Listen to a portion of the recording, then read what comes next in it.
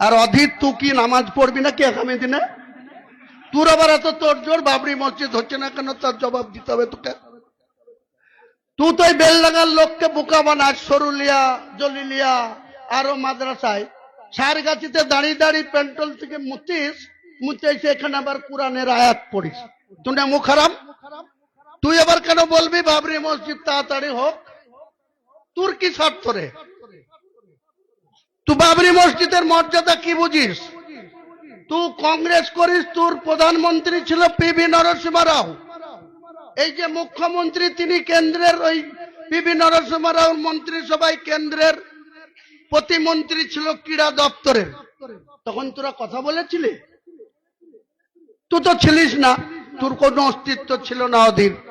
92 সালে 99 এ তুই এমপি হয়েছিস। তো মমতা ব্যানার্জি তো ছিল, তুমি বিরোধিতা করেছিল।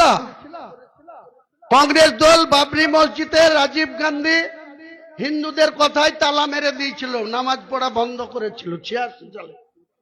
তারপরে ধীরে ধীরে আরো হিন্দুরা শক্তিশালী হলো, 92 সালে বাবরি মসজিদটা ধ্বংস করে দিল।